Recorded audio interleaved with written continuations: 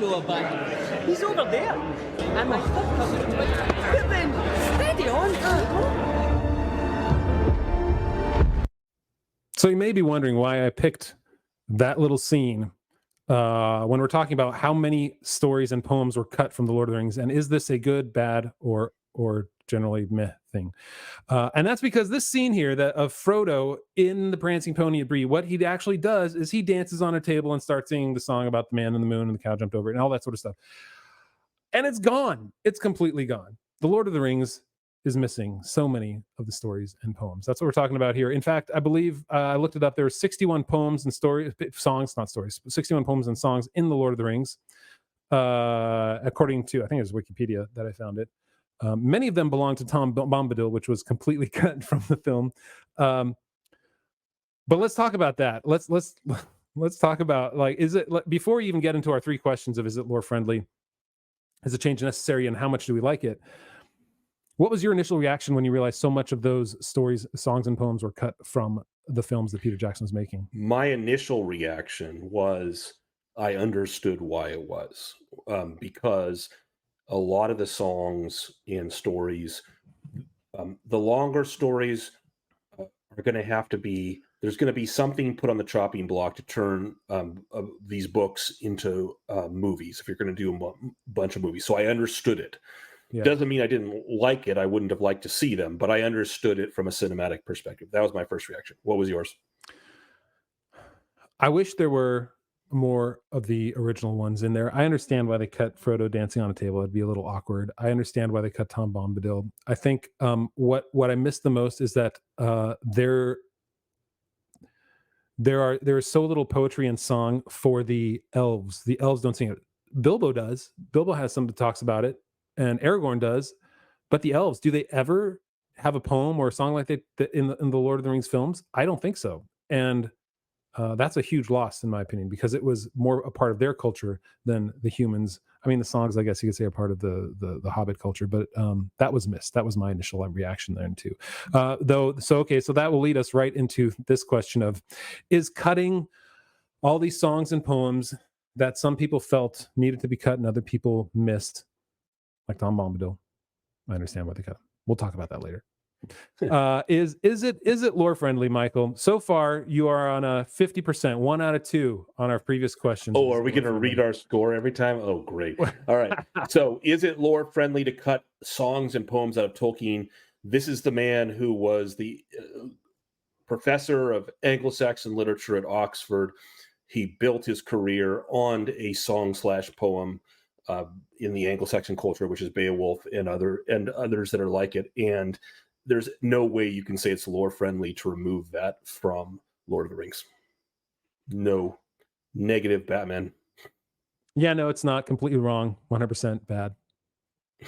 It's even worse in the Rings of Power. They just completely excise everything. However, in here, I still wish they would have done a few more. So if you want to hear us say more about this, join our group, subscribe to us, because in the members section, I am going to talk about the odd choice of them putting in a song that they didn't have in the books, which is Mist and Shadow, the Pippin song at Denethor. So yeah, if you're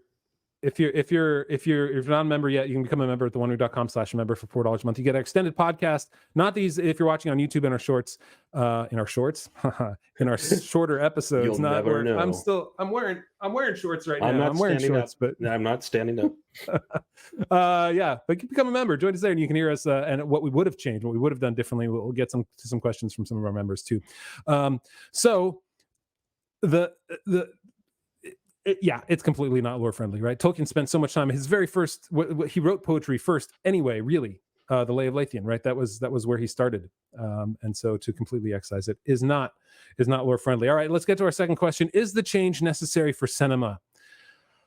Oh, much as I hate to admit it, yeah, I think it's necessary for cinema.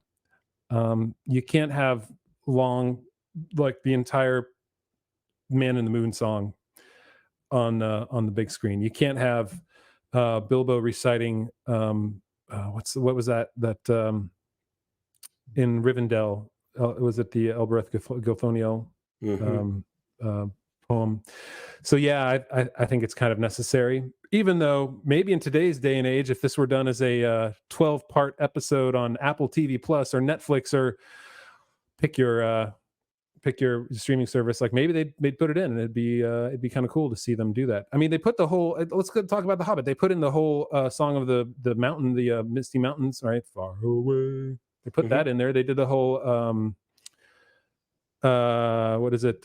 Bang the pots and crack the plate. That movie ruined that song for me. The put the clean the dishes song. Chip the bottles and crack. There it is. That's it. Chip the bottles. I knew it was crack the plates. All right, Michael, what do you think? Is the change necessary for cinema? Chips the bottles and crack the plates. Well, I'm going to quote something that I almost never do, which is I'm going to reference the fact that they actually put in the Misty Mountains song, or at least a shortened version of it, in The Hobbit. I'm going to quote The Hobbit the Hobbit movie in a positive way, because I've always stood by the fact that the first half hour to 40 minutes of The Hobbit was good. Yes, right. And that shows you that you can have a song in there, and they can fit a song. So they could have put more songs. They even they did the Mist and Shadow, and we'll talk about that later. But anyway, so I am actually going to disagree with you. I'm going to say it was not necessary, that they could have put in more. Would they have been able to put in all of them? No. But I'm deeply wounded by the lack of song. And so I do not think it was necessary. I understood why they did it. Maybe, but I've changed my opinion over time, and I've come to realize that it isn't actually. I don't think it was necessary. I guess the question is, what does necessary mean? Mm-hmm. Does necessary mean watchable? Does it mean accessible? Does it mean you couldn't do it? To me, it means the decision had to be made in order to make the film accessible to people, more accessible. Well, or another way of the filter that I use for necessary is, if you had represented on film the way it happened in the book, would it have added to the storytelling or contributed to the storytelling, or would it have detracted from it? So if it detracted, then it was necessary to put it on for the cinema. But if you could have added to it and been more lore friendly, then it was not necessary. And they proved it. Jackson proved it with the Misty Mountains song in The Hobbit, that you can put the songs in and have them be like, one of the most fun we have is the chanted version. It takes like, man, you're starting to convince me. 40. No, you can't change your mind. We got to be different on this one. So let's move on. All right. So that's number 3. Many storms and poems come. By the way, if you haven't yet submitted a change that we missed, just go to theonering.com/changes. And you can submit it there, because I'm sure we missed something. I mean, you can be as specific as you want, and it takes just a second to fill out a form. We don't ask for email. We just say give us your information, and or give us what you think the change is, and we'll throw it in the list. So please go to theonering.com/changes and let us know what we did miss moving forward into this series. All right, so that brings us to our last question that we have to deal with, which is, how much do you like the change? How much do you like that they cut out so many of Tolkien's wonderful little nonsense tales, nonsense poems, his deep Quenya poems, right? How much do we like that change? This is hard. Because if it were poem by poem, it would be a whole lot easier, but to do it as an entire holistic look at, do they cut it? How much do I like it? I'm somewhere between 1 and 2, Michael, but I guess I'll give it a 2, because it's not the abject worst possible thing. I'm going to give it a 2. Right. So I also will give it a 2, because it is not an abhorrence to me. It is not something where I say this is the opposite of everything Tolkien. It's a great miss. I greatly dislike the fact that they cut out the poems. But it is not completely contrary. There's a difference between cutting out something that's good and completely opposing Tolkien's ideas and reversing them, which deserves a 1 in my mind. So I dislike. So I agree with you on it too.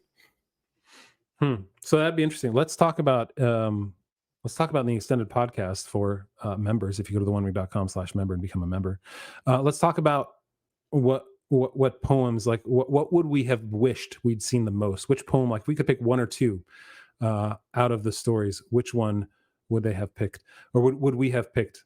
I mean, it's funny. Let's talk what Peter Jackson tried to do with the Lord of the Rings was they took words from the film and they made them into other songs too, right? Or they put the songs in different people's mouths. So Aragorn sang the Lay of Lathian. Pippin's song, the Edge of Night song that he sang when Denethor was popping cherry tomatoes out of his mouth. That was from Bilbo's walking song in the Fellowship of the Ring near the beginning. May It Be is like one line and then the rest is made up. The drinking song, I believe, is completely fake. Aragorn's coronation song, if I remember right, is just something he says at the end. He doesn't actually sing it. So they tried to put some in, but they didn't put a lot in. What they did is they shifted things and they moved things. So what are your thoughts on that whole shifting and moving of things? Like instead of actually taking what was there, because I think Philippa Boyens had a good time doing that. That was her mojo. That was her MO. She would go through and to me, it has to be a case by case basis. Like, what are you shifting and why? And looking at each one. In general, I don't like it. I don't like shifting. Yeah. I'd rather keep it with Tolkien. I mean, this is going to be the trend. Everyone who listens to this is going to understand. Like, we are generally speaking purists. You're probably more of a purist in one sense than I am. I give a little more grace, perhaps. We'll see by the ratings by the end. But there is a I think there's a difference in what you're shifting and why. There are some shifts that I totally understand and agree with, and others that I didn't. And we're going to cover some of them in the weeks to come.